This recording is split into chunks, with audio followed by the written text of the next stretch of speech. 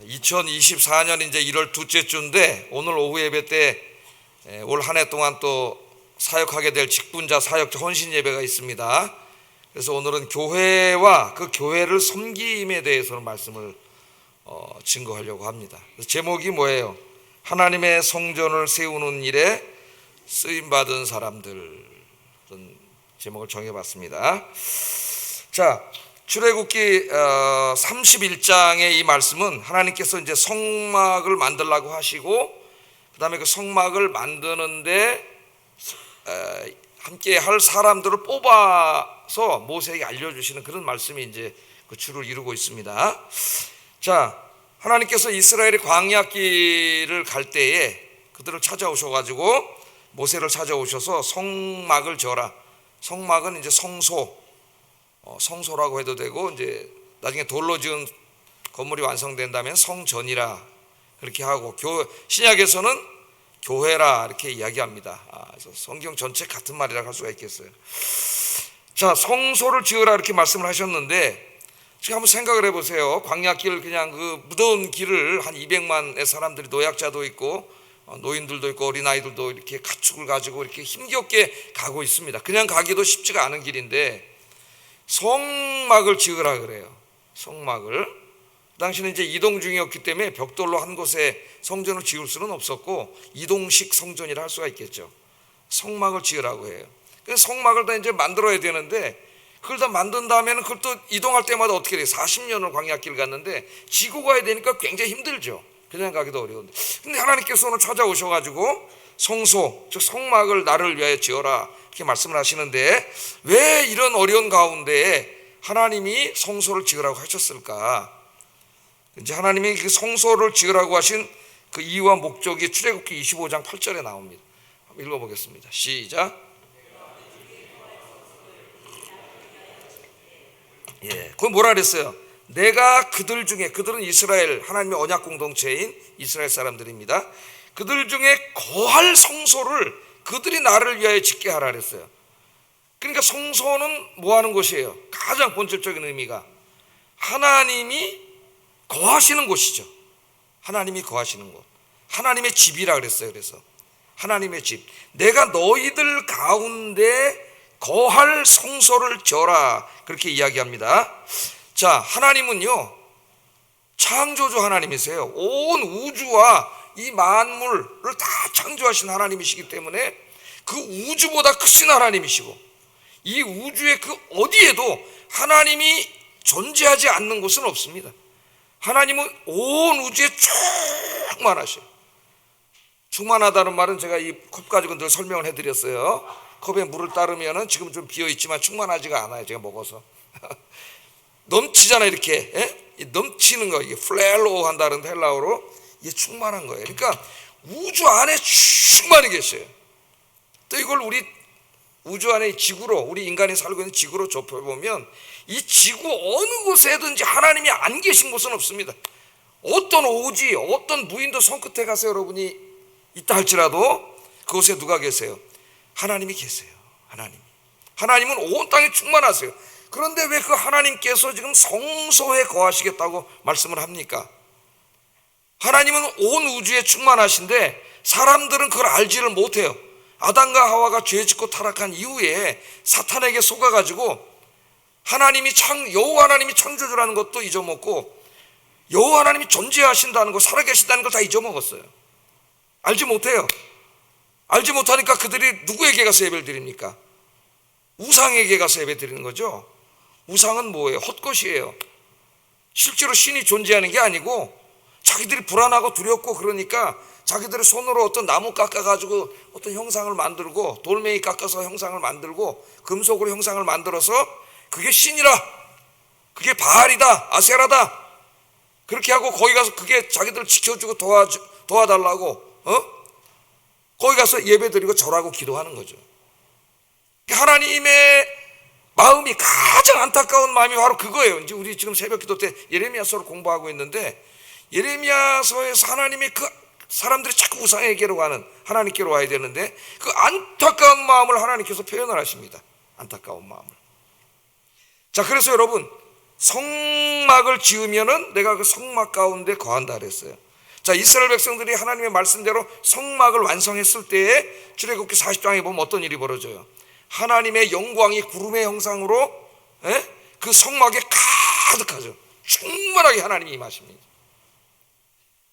그래서 이스라엘 백성들이 정말 하나님이 살아계시는구나, 하나님이 존재하시는구나 하는 것을 그들의 이 감각기관을 통해서 경험을 하게 돼요. 여호와 하나님, 진짜 여호와 하나님은 살아계시고 존재하시는 하나님이구나, 그걸 깨닫게 되죠. 그러나 여전히 이스라엘 울타리를 벗어나면 세상의 열방은 하나님을 알지 못해요. 하나님을 보지 못합니다. 그들도 다 하나님이 창조하신 하나님의 사랑하는 자식들인데 하나님을 알지 못해요. 그래서 여기에 중요한 이스라엘의 이제 사명이 나옵니다. 하나님이 성전의 것이잖아요. 성전은 그들 공동체 한가운데 있지 않습니까? 그래서 이스라엘은 성전 공동체예요.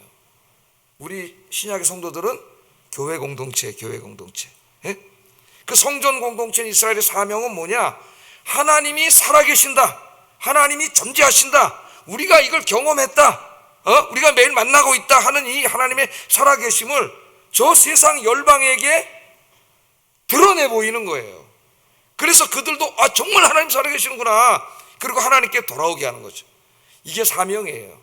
그럼 어떻게 일을 감당하느냐? 첫째는 하나님을 예배함으로 예배 공동체가 됩니다. 교회는 예배 공동체예요. 저들은 누구한테 예배 드리고 있어요? 지금 지네들이 만들어 놓은, 자기들이 손으로 만들어 놓은 신을 신이라 그러면서 거기 가서 예배 드리고 있잖아요. 헛된 예배를. 살아계신 하나님께 예배 드리는 거예요. 그래서 여호와 하나님 살아계심을 알리고, 두 번째는 하나님의 말씀대로 순종해서 사는 거예요. 저들은 음란하고 포악하고 그런 삶을 살고 있습니다.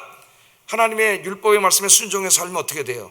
도덕적으로 거룩하고 의로운 삶을 살게 되고, 다른 이웃들과는 싸우고 다투지 않고 서로 사랑하면서 사는 거죠.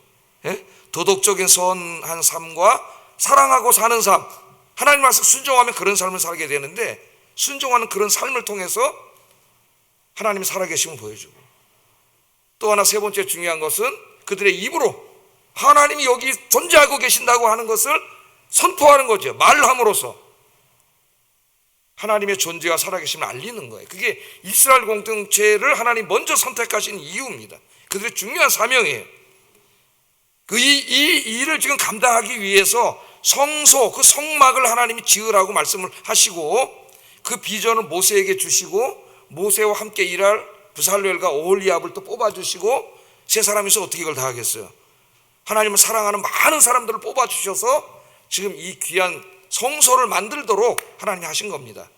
그럼 신약시대에 우리가 살고 있는데, 이 성소는 신약시대 교회인 거예요. 교회 똑같아요. 여러분, 교회 사명이 그겁니다. 교회는 우리 인간들이 와서 지금 이렇게 공동체로 모여서 인간적인 종교 의식만 하는 곳이 아니에요. 이 교회의 가장 중요한 본질은 뭐냐면 하나님이 이곳에 영광 중에 임재하시는 거예요. 교회는 하나님이 거하시는 거룩한 곳이 돼야 됩니다. 그런데 인간들이 교회 안에 모여서 죄 짓고 하나님 기뻐하시지 않는 삶을 살면 하나님이 떠나가셔요. 그러면 그 교회 건물이 아무리 수백억짜리 화려한 건물이라도 거기 하나님이 계시지 않아요. 그럼 교회를 할 수가 없어요. 제일 중요한 건 뭐냐면은 하나님이 임재해 계시는 교회. 내가 거할 집을 지라 그랬잖아요. 내가 거할 집. 하나님이 임재하시는 교회가 돼야 되고, 우리 교회의 사명은 똑같습니다. 우리가 이곳에 모여서 하나님을 예배함으로 하나님의 살아계심과 존재하심을 세상에 알리고, 또 성경 말씀대로 우리가 사는 거죠. 도덕적으로 선하게 살고 다른 사람을 사랑하면서 사랑을 베풀어서 어떻게 돼요? 하나님이 살아계심을 세상에 알리고, 선포는 뭐예요? 전도함으로써, 복음을 전함으로써 하나님의 살아계심을 세상에 알리는 거예요. 그 일을 위해서 하나님이 교회를 세우신 겁니다. 그리고 지금도 여전히 하나님 교회를 세우라고 말씀을 하세요. 그래서 제가 마지막에 이걸 정리해가지고 그림으로 이렇게 이제 2부 때 우리 또 우리 광석 선생님 잘 그려주셨어요. 자, 저 위에 있는 거는 구약의 성소, 오늘 하나님이 지으라고 하신 성소고, 밑에 있는 건 교회입니다. 교회. 신약시대 교회예요.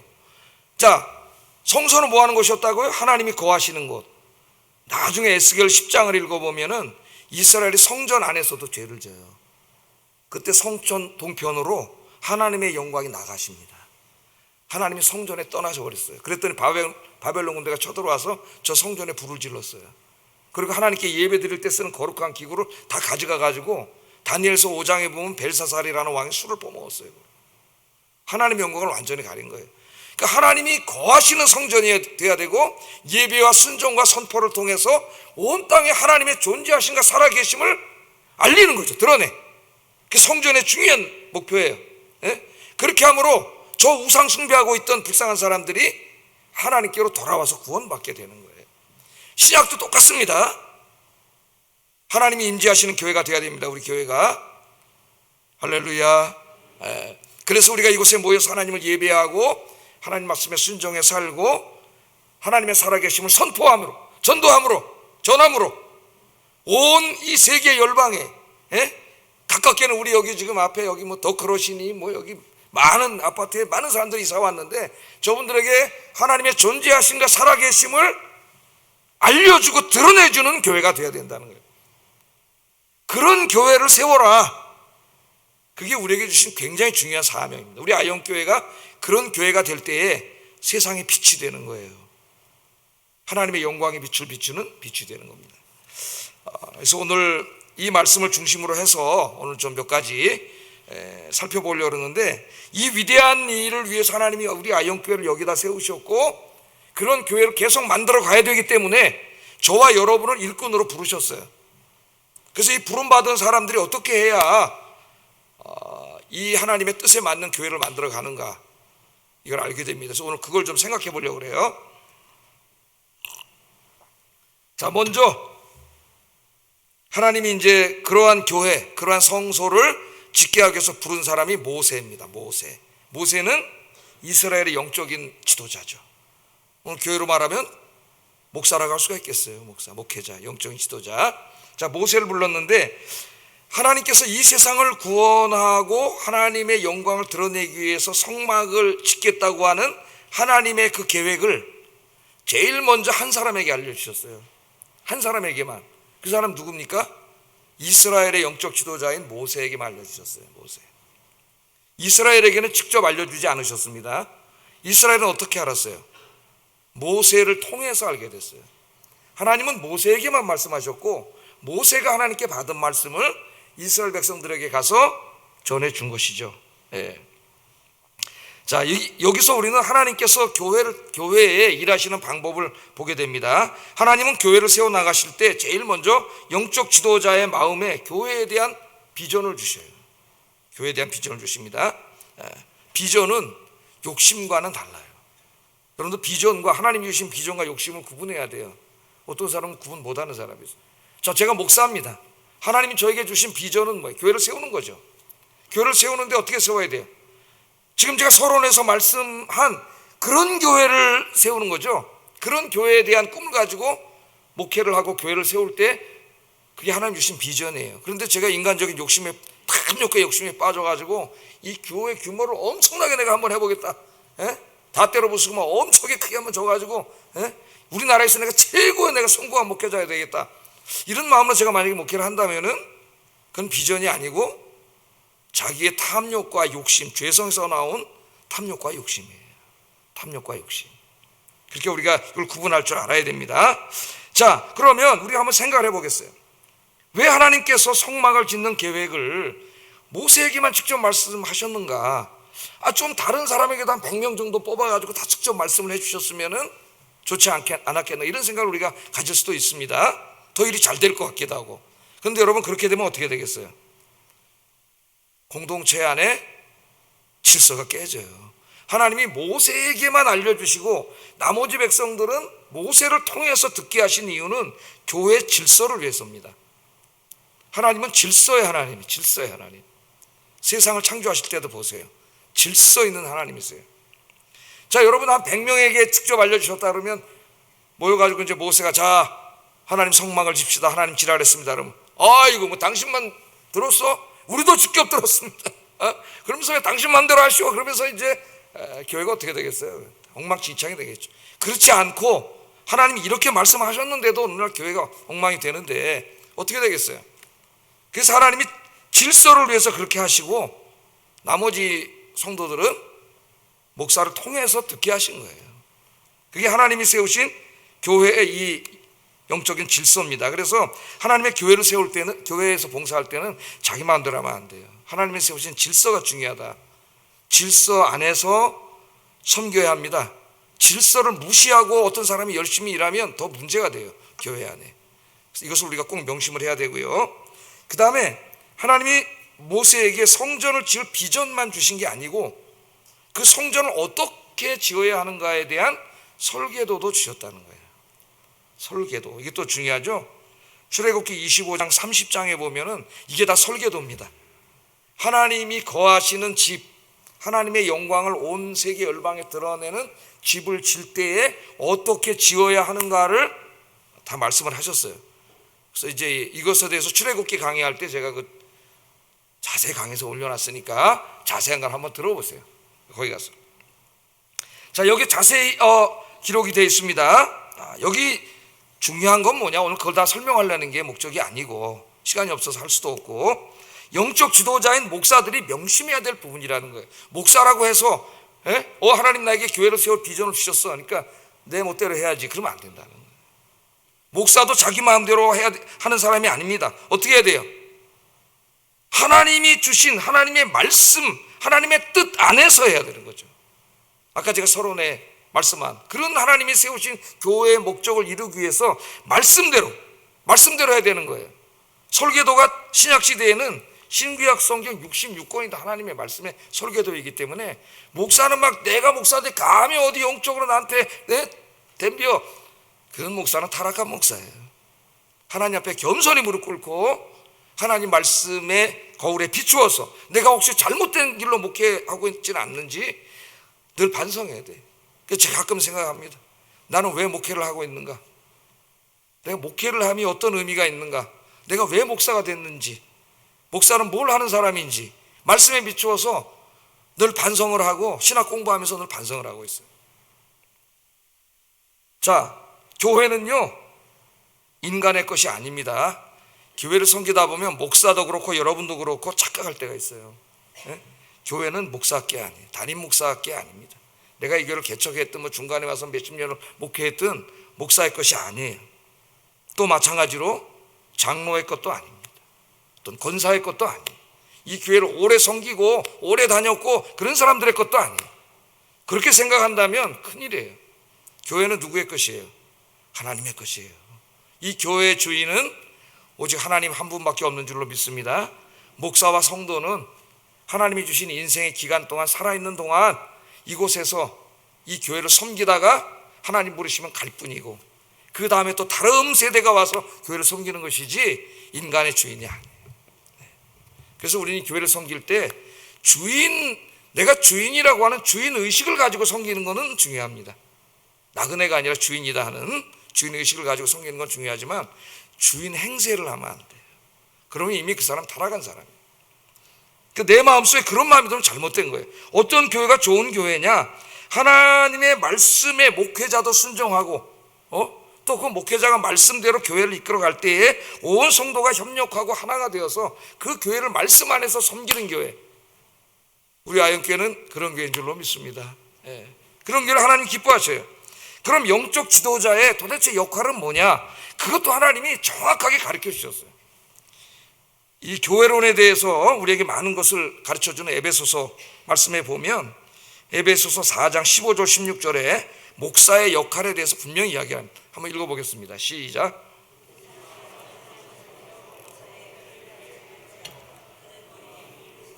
그에게서 온 몸이 각 마디를 통하여 도움을 받음으로 연결되고 결합되어 각 지체의 분량대로 역사하며 그 몸을 자라게 하며 사랑 안에서 스스로 세우느니라. 하나님께서는 바울을 통하여 교회를 설명할 때 인간의 몸으로 비유를 했습니다. 어떤 때는 또 건물을 지어가는 것으로 비유한 적도 있어요. 그때마다 이제 그 강조점이 다른데 오늘 이 말씀에서는 몸에다 비유를 했습니다.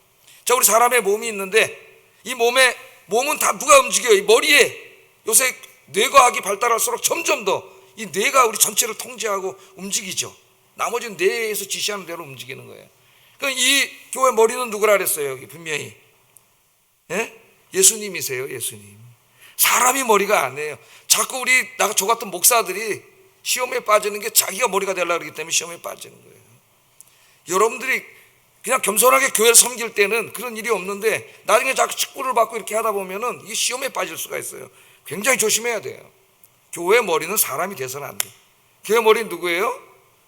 예수님이에요. 목사도 머리가 아니다. 아셨죠? 목사가 자기가 머리가 되면 자기 욕심대로 하려고 하잖아요. 자기 마음대로. 그게 안 되는 거예요. 예수님이 머리가 돼야 예수님께서 공급하시는 그 지혜와 능력으로 또 그 말씀을 먹으면서 그 뜻대로 교회를 섬길 수가 있는 거죠. 교회의 머리는 예수님이다. 그 다음에는 뭐라 그랬어요? 너희들은 그 몸을 이루고 있는 각 지체. 이거 더 자세히 말씀하는 건 이제 고린도전서에서 상세히 말하죠. 어떤 사람은 눈의 역할, 어떤 사람은 입의 역할, 코의 역할, 손의 역할, 발의 역할, 손가락의 역할, 발가락의 역할, 다 역할이 달라. 다양한 사람들이 모인 곳이에요. 다 여러분들의 지체예요. 머리만 있어도 교회가 될 수가 없어요. 그죠? 다 지체들이 있어야 돼요. 근데 여기 참 묘한, 어디에 속하는지 잘 모르는 소속이 하나 나옵니다.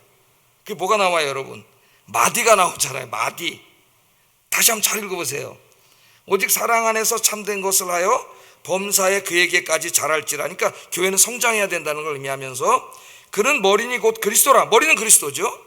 그에게서 온 몸이 각 마디를 통하여 도움을 받음으로 연결되고 결합되어 각 지체의 분량대로 역사의 몸을 자라게 한다 그랬어요. 그러니까 여러분들은 지체고 주님은 머리시면 그 지체와 지체를 다 연결해서 예수님께 연결해 주는 기관이 있다는, 그게 뭐예요? 마디라는 거예요. 마디. 그럼 마디는 누굴까? 마디는, 머리는 예수님이고 지체는 성도들인데 마디는 누굴까? 요한계시록을 연구하는 많은 신학자들이 이 마디를 목사라고 해석을 합니다. 목사. 특별히 이제 제가 유명한 그 에베소서 주석을 쓴 A.T. 링컨하고 피터 T. 오브라이언이라고 하는 학자 두 사람 이름을 써놨는데 전 방대한 주석이에요. 그런데 주석의 마디는 목사예요. 목사. 자, 그러니까 예수님께서 성도들에게 도움을 주신다 그랬잖아요. 지금 도움을 주셔야, 도움을 준다는 말은 생명의 양식을 공급해 주시고 이 일을 감당할 지혜와 총명과 능력을 예수님이 공급해 주시는데, 예수님이 직접 공급해 주시는 게 아니라 마디를 통하여 그렇게 얘기했잖아요. 마디를. 물론 여러분이 개인이 집에서 기도하실 때 지혜도 주셔요. 그걸 부정하는 게 아니라 지금은 교회 공동체 얘기를 하는 거예요. 공동체 얘기를. 마디를 통하여 주신다 그랬죠. 이 마디가 바로 목회자인 것이죠. 그러니까 생명의 양식을 주실 때도 하나님께서 오늘 여러분이 예배에 오셨는데 목사의 설교를 통해서 주시는 거예요. 그래서 여러분 신앙생활에 제일 중요한 게 예배 참석하는 거예요. 예배. 집에서 성경을 읽을 수도 있습니다. 그러나 성경을 보면은 묵상하는 것보다 더 중요하게 여기는 것이 듣는 거예요. 신명기에 보면 샤마 이스라엘, 들으라 이스라엘아. 그래서 하나님 말씀을 들으려면 교회로 와야 돼요. 그래서 예배에 자주 와야 돼요. 가능하면 모든 예배 참석해야 돼요. 이 예배가 제일 중요한 거예요. 예배가. 그 목사를 통해서 생명의 말씀도 주시고 그 말씀을 통해서 성전을 섬기는 지혜도 주시고 권능도 주시고, 그렇게 해서 하나님이 목회자를 마디로 세워놨다는 거예요. 마디로. 그런데 이 마디 목사가 교만해져서 자기가 머리가 되려고 그러면 큰일 나는 거, 이단이 되는 거예요. 그러면 이단까지는 안 가도 교회가 이상해지는 거고, 지체인 사람이 갑자기 머리가 되려고 해도 교회가 문제가 생기는 거예요. 특별히 여러분 우리 요한계시록 지금 주일날 오후에 강의를 듣고 있습니다. 그래서 오늘도 헌신예배 설교는 전교인에게 다 하고 제가 이따는 계시록을 계속 강의하려고 그래요. 계시록 1장에 보면은 부활하신 예수님이 7 금초대 사이를 쫙 다니시는데 금초대는 교회라고 분명히 말씀을 하셨죠. 근데 오른손에는 7 별을 딱 붙잡고 하나님의 교회를 이끌어 가시죠. 예수님이. 그 7 별이 누구냐? 바로 7 교회 목회자들이에요. 목회자들. 그러니까 목회자는 굉장히 중요한 사람이에요. 교회에서. 하나님이 목회자를 통해서 그를 영적 지도자로 세우시고 교회를 이끌어 가시는 거죠. 교회를. 그래서 우리들이 어떻게 섬겨야 되느냐, 교회를 섬길 때 이 목회자에 대해서 성경적으로 이해하는 것이 굉장히 중요합니다. 어떤 사람들은 무교회주의를 주장하는 사람이 있어요. 그 마틴 루터가 만인 제사장이라고 그러지 않았느냐. 아니 목사님도 만인제사장, 우리도 만인제사장. 그것은 만인제사장이 뭔지도 모르고 그냥 막 얘기하는 얘기. 교회는 하나님이 교회를 세울 때마다 다 성경에 보면 뭘 세워요?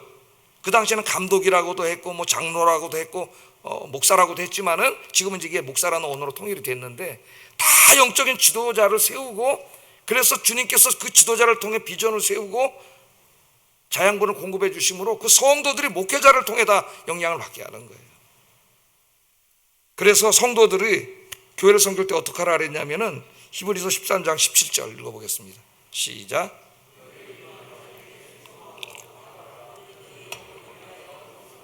자신들이 청산할 자인 것 같이 하느니라.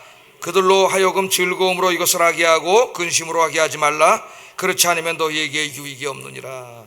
그 성도들이 교회를 섬길 때 목회자와의 관계를 어떻게 해야 되느냐를 예수님이 가르쳐 주셨어요. 절대 잊지 마세요, 여러분. 너희를 인도하는 자들에게 순종하고 복종하라. 또 목사들이 막 이걸 읽으면서 나한테 순종하시오! 그러라고 주신 말씀이 아니라, 목사가 자기 멋대로 하는데 잘못하는데 순종하라는 말씀이 아니죠. 목회자가 하나님의 뜻 안에서 말씀대로 교회를 인도해 갈 때에 거기에 순종하라는 거예요. 내 생각은 다른데요? 이지 말고. 그거 지 생각이지. 하나님의 말씀에 순종해야죠. 인도하는 자들에게 순종하고 복종하라. 그들은 너희 영혼을 위하여 경성하기, 자신의 일처럼 하는 자들, 목양하는 자들이잖아요. 그래서 이 목회자들이 목회할 때에 즐거움으로 하게 도우라 그랬어요. 즐거움으로. 근심으로 하게 하지 말라. 근심하게 하면 너에게 유익이 없다 그랬어요, 하나님께서. 그래서 이 말씀을 마음에 새기면서 목회자들이 주의 뜻대로 교회를 잘 목양하도록 기도하면서, 그렇게 주의 뜻대로 목양할 때에 기도하면서 함께 정말 기쁨으로 이 사역을 감당할 수 있도록 함께 하시는 여러분 되기를 주의 이름으로 축복합니다. 그게 아름다운 섬김이에요. 섬김. 이것을 깨는 게 뭐냐면 교만이에요. 교만. 어느 날 갑자기 자기가 머리가 되려는 거죠. 요한 3서에 나와요. 으뜸이 되기를 좋아하는 자라래, 하나님이. 교회 안에서 지가 으뜸이 되려고 자꾸 예수님 자리로 찾아오려고 하는 자들이 되는 거죠. 그럼 그 사람 거기서부터 망하는 길로 가는 거예요. 자, 다음으로 살펴볼 사람은 이제 성막 제주의 부름을 받은 평신도 지도자입니다. 목사만 부른 게 아니에요. 목사 혼자 어떻게 하겠어요, 이 목회를. 아무것도 못해요, 목사 혼자는. 성도님들이 계셔야 교회가 존재할 수 있고 세상을 구원하는 일을 할 수 있는 것이죠. 여기에 보면 이제 오늘 하나님이 지명하여 부른 사람이 있어요. 부살렐과 오홀리압입니다. 자, 이에 관한 말씀 1절 3절 한번 읽어보겠습니다. 시작.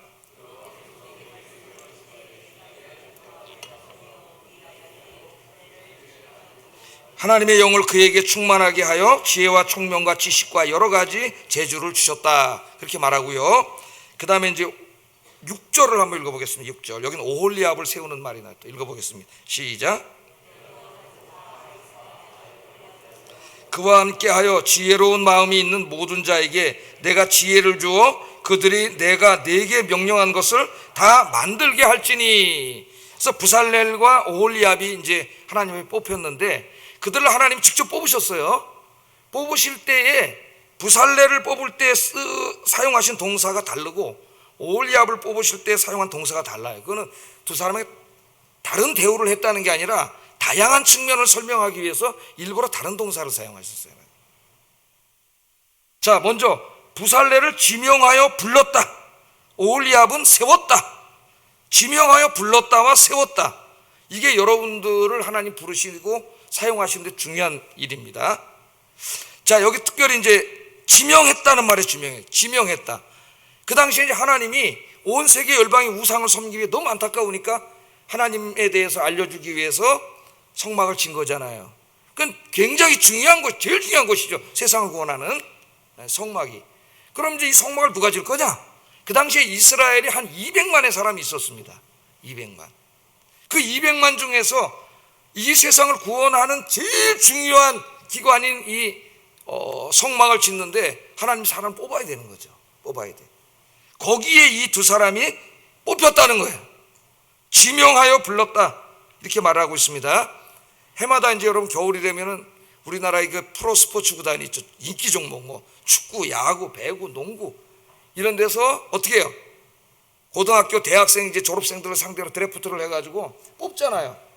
예? 1순위, 2순위, 10순위까지 해서 뽑더라고. 보니까 등급을 나눠가지고 뽑을 때 보니까 제가 1순위에 뽑힌 애들은 막 으아! 부모는 막 울고 막, 예? 이제 막 돈도 많이 벌고 그러잖아요.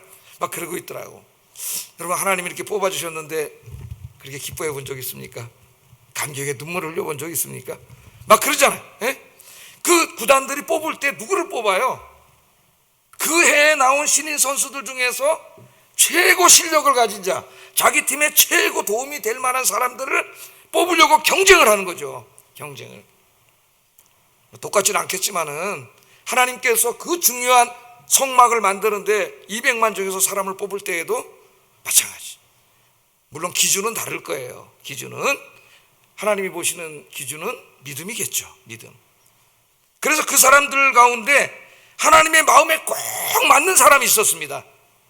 그 사람이 오늘 부살렐과 오홀리압이에요. 부살렐과 오홀리압. 마지막 시대에도 하나님께서 일꾼을 찾고 계세요. 지금 교회가 너무나 많지만 하나님은 계속 어떤 교회를 세우기를 원하셔요. 교회를 세운다는 말은 다 부시고 새로 짓는다는 의미가 아니라 하나님의 뜻을 능히 감당할 수 있는 교회로 우리가 계속 세워가야 돼요.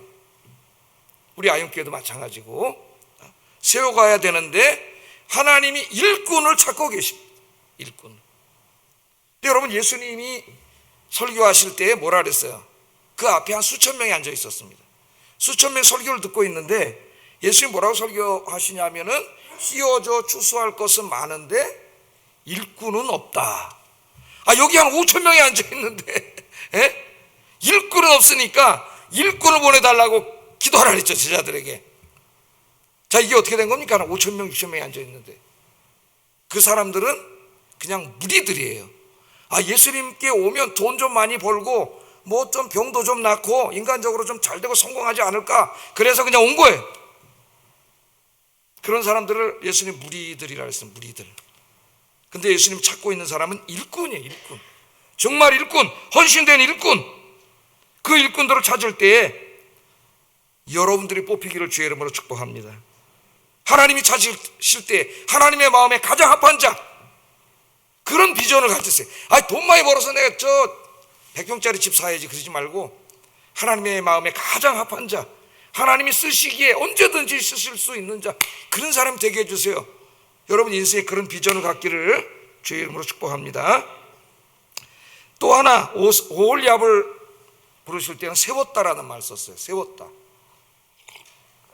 자, 두 가지 동사입니다. 지명하여 불렀다, 세웠다. 여러분 성가대로 누가 지명하여 불렀어요? 하나님이 불렀어요. 하나님이 지명하여 불렀고 그 다음에 하나님이 세웠어요. 물론 담임 목사가 다 해서 세웠지만은 담임 목사는 하나님의 뜻을 대항한 것뿐이고 누가 세우셨어요? 하나님이 세우셨어요. 주의 일을 할 때 이것을 잊으면 안 됩니다. 그것을 깨닫는 것을 우리가 소명의식을 갖는다래. 소명의식. 하나님이 나를 이것으로 불렀다. 그런 마음을 갖게 되면은 주의 일을 할 때 얼마나 자부심과 자긍심을 느끼겠어요. 교만하는 게 아닙니다. 자부심을 교만하고 달라요. 하나님이 나에게 맡기신 일인데 어떻게 이걸 대충 할 수가 있겠습니까? 하나님이 맡기신 일인데 어떻게 이걸 엉망으로 할 수가 있겠어요? 어떻게 이거를 게으르게 할 수가 있겠어요? 하나님을 사랑하는 마음으로, 열정적인 마음으로 감당하지 않겠습니까? 그래서 중요한 게 소명의식이에요. 하나님이 나를 부르시고 나를 세우셨다. 맞습니까? 저도 흐트러지려고 할 때 그것을 늘 붙잡고 기도합니다. 내가 많이 부족하고 내 친구들 볼 때 정말 똑똑한 친구들이 많았는데 그 친구들 의사하고 변호사하고 다 대학 교수하고 그러는데 걔들보다 난 머리도 안 좋은데 하나님이 나를 지명하여 부르시고 목사로 세우셨으니까 얼마나 감사합니까? 더 열심히 해야 되겠구나. 이게 소명의식을 갖게 되면 사명감이 확 생겨요. 소명과 사명은 좀 다르죠. 하나님 나를 부르셨다고 하는 소명의식이 있을 때 사명감이 확 생겨나는 거예요. 더 열심히 감당하는 거예요. 자, 하나님은 이렇게 우리를 부르시고 세우실 뿐만 아니라 네 마음대로 해라 이제 그런 게 아니라 지혜와 능력, 감당할 지혜와 능력을 주신다. 3절 한번 읽어보겠습니다. 시작. 지혜와 총명과 지식과 여러 가지 재주로 준다 그랬어요. 하나님이. 어떤 분은 너무 겸손해가지고 난 아무것도 할지 몰라요. 제가 얼마 전에 그 인터넷 신문을 보니까 기사를 다 안 읽어서 정확하게 모릅니다만 그 앞에 있는 몇 개 읽어봤더니 어떤 뭐 무슨 식품 회사인데 시아버지 남편이 하다가 다 말아먹어서 망하게 생겼는데 갑자기 집에서 살림하던 며느리가 쫙 나타나가지고 이 회사를 엄청나게 읽었다는 대충 그런 기사인 것 같아요. 그러니까 이분은 그냥 아무 자기는 재능이 없는 줄 알았는데 위기 때 갑자기 나왔는데 엄청난 이 능력이 있는 거죠. 그 우리나라 주부들 중에 그런 능력이 있는데 이게 발휘가 안 되는 분들이 많은 것 같아요. 여성들이 기회가 안 와가지고. 그러니까 너무 겸손한 것도 옳은 게 아니에요. 예? 예레미야처럼 나는 아이라 말할 줄 모릅니다. 겸손한 것 같은데 하나님이 부르시면은 하나님이 능히 감당할 지혜와 능력과 필요한 지식도 주실 줄로 믿습니다. 그렇다고 그러면 나는 가만히 있으라는 얘기가 아니에요. 하나님이 지혜를 주셔요. 근데 내가 할 일이 있습니다. 4절 한번 읽어보겠습니다. 4절 시작. 예, 하나님께 우리는 지혜를 구하면서 나도 해야 되는데 내가 할 일이 뭐예요? 연구하여. 연구한다는 말에 붙여보세요. 그냥 열심히 하여가 아니에요. 연구하여. 연구한다는 말은 뭡니까? 나에게 주어진 일을 조금 더 잘하기 위해서, 이 일을 통해서 조금 더 열매를 맺게 하기 위해서, 조금 더 풍성해지기 위해서 연구하는 거죠. 그 제가 그때 늘 하는 말이 영어 단어 2개, 크리에이티브 and 이매지네이티브, 제가 그러죠. 창의력과 상상력을 발휘하여 연구를 하라는 거예요. 그러니까 여러분, 어떤 일을 오래 한 사람에게 장단점이 나타납니다. 그 일을 오래 했기 때문에 익숙해요. 익숙한 사람은 그 일을 익숙하게 합니다. 그런 장점이 있어요. 단점이 뭔지 아세요? 그 일을 오래 해서 익숙해진 사람은 새로운 것을 시도할 생각을 하지 않아요. 이게 큰 단점이에요. 새로운 것을. 그래서 2년마다 한 번씩 바꾸려고 노력을 하는 거예요. 새로운 시도를 하려고 하지 않는다는 거예요. 예? 여러분, 게으름에는 2가지가 있어요. 눈에 보이는 게으름과 보이지 않는 게으름이 있습니다. 눈에 보이는 게으름은 그야말로 게으른 거예요. 하나님이 중요한 일을 맡겼는데 아무 노력을 안 하는 거예요. 여러분, 그 꽃밭을 망치는 데는 아무 노력을 할 필요가 없어요. 그냥 내간에 두면 됩니다. 무관심하면 돼요. 그럼 다 무너져요. 구역도 전도회도 내 주일학교 반도 성가대 찬양팀 다 무너져요. 그냥 내버려 두면 돼요. 내버려 두면 다 망가져요. 그게 게으름이에요. 그래서 성경은 그 게으름을 굉장히 큰 악으로 하나님께서 말씀하고 있습니다. 근데 또 하나 게으름이 있어요. 그게 뭐냐면 눈에 보이지 않는 게으름인데 바로 연구하지 않는 거예요. 그냥 하던 일을 그냥 매일 다람쥐 쳇바퀴 돌듯이 답습만 하는 거예요. 그러니까 무슨 큰 발전이 없어요. 이건 뭐 저희 목사에게도 해당되고 주일하는 우리 모두에게 해당됩니다. 그래서 좀 연구를 해야 돼. 예? 내가 저 전도회 임원이 됐다? 그럼 어떻게 해야 돼요? 이걸 좀 더 잘해서 우리 전도회가 부흥하고 발전하고 사랑이 가득한 전도회가 되기 위해서 어떻게 해야 되는가를 생각을 해보고, 예? 또 다른 교회, 잘하는 내 친구 교회 전도회장이 됐다는데 그 교회는 또 어떻게 하는지 가서 한번 좀 더 알아도 보고, 예? 그렇게 하는 걸 뭐라 그래요? 경영학에서는 벤치마킹 한다 그러지. 벤치마킹. 예? 그래서 그걸 그냥 그대로 답습하라는 게 아니라 여기저기 많은 정보를 내가 공부할수록 내 머리에 지식이 많아지는 거예요. 그래서 AI가 똑똑하잖아요, 여러분. 거기 많은 지성들이 들어오면 AI가 점점 똑똑해지는 거예요. 예? 그 모든 것들을 연구해서 우리 교회 실정에 맞게 토착화시키는 것이 그게 중요한 거죠. 예? 그렇게 연구해가지고 뭔가 그래도 조금이라도 발전이 있게. 제가 그 주일학교 교사 강습할 때 옛날에 그 드린 말이 있는데, 제가 섬기던, 제가 이제 고등학교 교사로 섬길 때 좀 큰 교회라 가지고 고등부만 한 150명쯤 됐습니다. 고등반이 큰 교회. 제가 이제 교육자는 아니었고 총무였어요. 총무 선생. 그리고 이제 한 반을 맡았는데, 제가 이제 같은 반을 내가 잘해야 되겠다 그래가지고 1학년 반을 맡았는데 한 15명이 넘었어요. 우리 반만. 근데 제가 도저히 따라갈 수 없는 반이 하나 있는데, 여선생님이 하는 반인데 거기는 한 20명이 돼요. 반이. 맨 처음에 다 똑같이 주는데 그 반은 계속 늘어나요. 그 왜 그러나 봤더니 이 분반 공부하는 반을 굉장히 창조적으로 운영을 하더라고. 그 아차산 밑에 있는 교회였는데 어느 날은 공과 공부하는데 그 반은 없어. 어디 갔나 봤더니 그 애들 데리고 도시락 다 싸오라 해가지고 산에 가서 판락 파티하면서 그것도 하고, 그러니까 굉장히 그 반을 재밌고 유익하게 이걸 운영해 가더라고요. 근데 구역도 다른 교회 보면 구역장 돼가지고 그 구역을 굉장히 창조적으로 운영해가고 또 안 믿는 남편들 초청해서 자기 집에서 식사도 하고 뭐 초대도 하고 구역이 얼마나 잘 되는지 몰라요. 예? 그러니까 여기 연구한다는 말에 포인트가 있어요. 연구한다. 하나님 맡겨준 일들이 있습니다. 그래 연구하세요. 그러면 하나님이 지혜를 주세요. 지혜. 연구는 그냥 가만히 앉아있으면 되는 게 아니죠. 벤치마킹도 많이 해야 되고. 그래서 하나님 맡겨준 일에 2024년에는 부지런히 연구해서 부지런하게 열정적으로 일해서 열매 맺는 여러분 되기를 주의 이름으로 축복합니다. 자, 시간이 많이 돼가지고 이제 마지막 사람들 간단하게 말하고 마치겠어요. 세 사람만 있는 게 아니에요. 세 사람만 있어가지고 무슨 교회가 되겠어요? 예? 교회가 목사, 장로, 권사만 있어도 되겠어요? 안 되는 거죠. 그 다음에 이 일을 하는데 많은 사람들이 참여를 합니다. 이 사람들은 어떤 사람인가? 출애굽기 36장 2절에 나와 있어요. 읽어보겠습니다. 시작.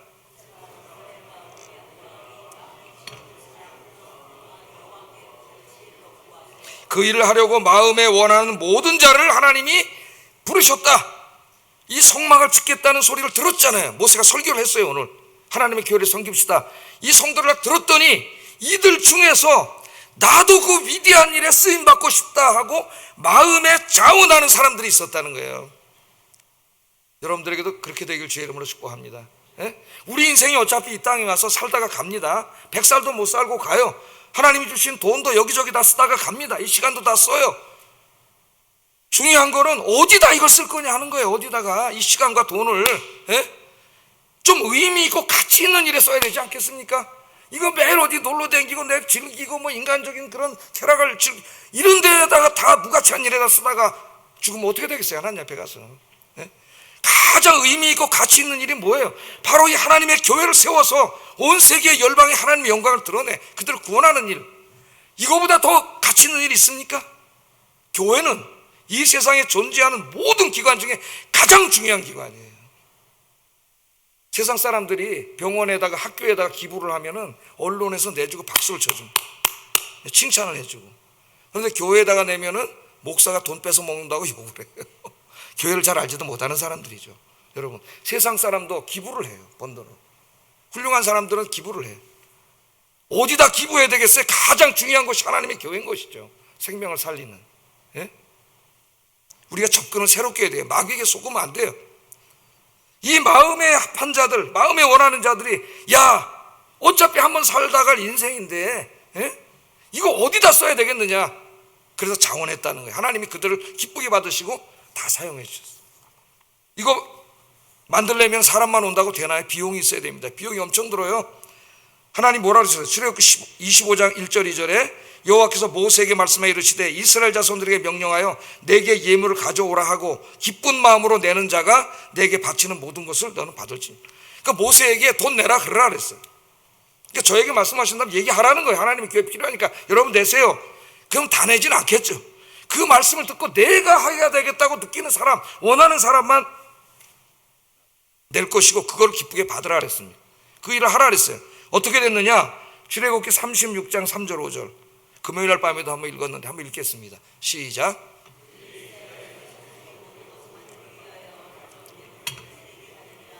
그러나 백성이 아침마다 자원하는 예물을 연하여 가져왔으므로 성소의 모든 일을 하는 지혜로운 자들이 각기 하는 일을 중지하고 와서 모세에게 이르되 백성이 너무 많이 가져오므로 여호와께서 명령하신 일에 쓰기에 남음이 있습니다. 모세가 얘기했더니 너무 많이 가져와가지고 일을 할 수가 없어. 그래서 그만 갖고 오세요. 그만 갖고 오세요. 제가 좀 그렇게 얘기했으면 좋겠어요. 그만 갖고 오세요. 그만 갖고 오세요. 하나님 주신 것들 의미 있는 일에 써야죠. 가장 가치 있는 일. 여러분 그렇게 한평생 사시기를 주의 이름으로 축복합니다. 기도하겠습니다.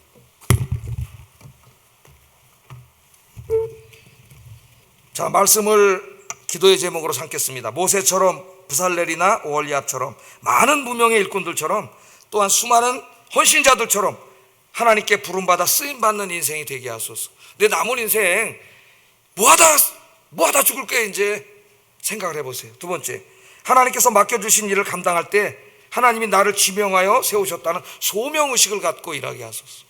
세 번째, 2024년 하나님께서 맡겨주신 일을 감당할 때 맡은 일을 더 잘하기 위하여 연구하며 열심히 하게 하소서. 기도하겠습니다. 사랑하신 아버지 하나님 감사합니다.